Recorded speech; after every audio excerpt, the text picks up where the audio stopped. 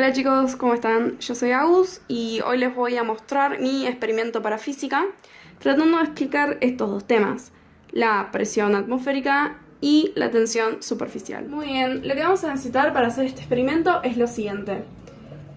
Primero, un vaso que puede ser de vidrio, de cristal, plástico. En este caso lo elegí transparente para que puedan ver lo que pasa por dentro. Vamos a necesitar un pedacito fino de cartón, como este que yo recorté de una bolsa. O también se puede usar una carta de baraja. Vamos a necesitar agua, que no hace falta que sea potable, puede ser de la canilla. Y un lugar donde se pueda vertir agua sin que la superficie se dañe. El procedimiento es el siguiente.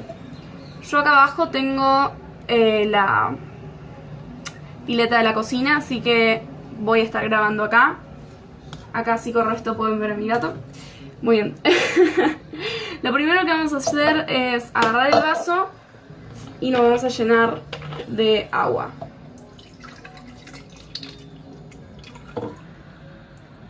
No importa si rebalsa, en realidad es mejor así. Muy bien. Lo siguiente que vamos a hacer es agarrar el cartón. Yo lo voy a poner de este lado y levemente voy a presionarlo contra la superficie del vaso.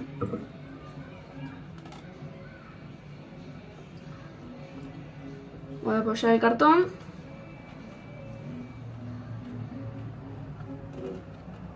Muy bien, si se vierte un poco de líquido no pasa nada. Ahora, lo siguiente que voy a hacer es voltear el vaso y van a ver que el agua no se va a caer, ya que el cartón va a poder sostenerlo. ¿Por qué pasa esto? Es por lo siguiente. Sobre este cartón actúan dos fuerzas. Una es el peso del agua y la otra es la presión atmosférica. Y como la presión atmosférica es mayor, empuja este cartón, o la carta que tengan, hacia arriba. El vaso se pega al borde, ya que está mojado, gracias a la tensión superficial. Si el borde estuviera seco, no se pegaría. Para que se entienda mejor lo que está pasando durante el experimento, voy a pasar a explicarles los dos factores que influyen sobre este experimento, que son la tensión superficial y la presión atmosférica. Comenzando con la tensión superficial, yo acá les traje un gráfico para explicarlo mejor. Les voy a contar lo siguiente. En el agua, dentro del vaso, hay moléculas las cuales evitan que ese agua se disperse, ¿sí? Lo cuales hacen que el agua que está se quede junta, ¿sí? Esté junta. En el agua hay lo que llamamos moléculas de agua. Y más en el interior del vaso es donde más moléculas de agua va a haber. Vamos a tomar como ejemplo esta molécula de acá. Esta molécula tiene que hacer fuerza para atraer a las otras moléculas que están alrededor y así formar esa atracción, ¿sí? Esa contracción que hay entre ellas. Y como son varias las moléculas que hay alrededor y son varias las moléculas que están haciendo esa fuerza, lo que sucede es que la fuerza que tiene que hacer la molécula es menor a comparación a la fuerza que tienen que hacer las moléculas que están por acá arriba. ¿Por qué? En la superficie del agua hay pocas moléculas, las cuales tienen que hacer más fuerza para quedar contraídas como estas moléculas de acá. Tienen que hacer más fuerza con sus otras moléculas compañeras, ¿sí? Las moléculas que están en la superficie. Y gracias a esta fuerza se forma lo que conocemos como tensión superficial, ¿sí? Esta tensión superficial lo que hace es que cosas de poco peso, animales muy chiquitos como el insecto que estamos viendo o ciertas sustancias puedan quedar en la superficie del líquido sin hundirse, sin irse para abajo. Lo que también tenemos que conocer es lo que sería la presión atmosférica. La presión atmosférica es la fuerza que ejerce el aire sobre la superficie terrestre. Esta fuerza atmosférica puede ser medida, ¿sí?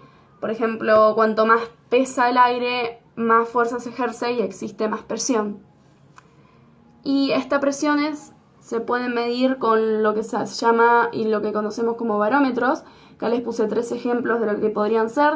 los cuales son muy parecidos a los relojes, tienen las distintas presiones que puede haber, ¿sí? Acá pueden ver el clima que hay de acuerdo con las presiones que se tengan.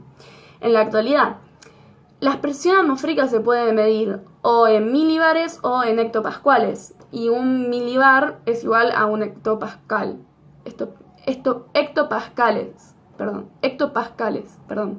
Dije hectopascales. Bueno. Los factores que afectan a la presión atmosférica son distintos, ¿sí? ¿Por qué? Porque la presión atmosférica varía en las distintas superficies de la Tierra. Por ejemplo, si yo estoy en una superficie alta, como podrían ser en el caso de las montañas, y si yo estoy acá en la cima de esta montaña, donde hay más altitud va a haber menos presión. Pero en cambio, si yo estoy en el fondo del océano, o sea, donde estoy en una zona más baja de lo común, va a haber más presión. Es por eso que también nosotros pueden fijarse si están en una pileta y van hacia el fondo, los oídos se van a sentir medio raros, y eso es por la diferencia de presión que hay entre adentro del agua y afuera de la superficie. Otra cosa que puede variar en la presión es el factor de la temperatura. En los lugares donde hace calor, o mucho calor, o donde haya más calor, va a haber menos presión. En cambio, en los lugares que haya más frío, como por ejemplo Alaska, va a haber más presión. En la presión hay un número para una presión que se considera estable, ¿sí? Hay un tipo de presión que sería la estándar. Si esa presión, si nosotros podemos, por los barómetros, encontrar que esa presión es más alta que el estándar, se llama anticiclón, ¿sí? Y en los anticiclones el clima suele estar seco y estable.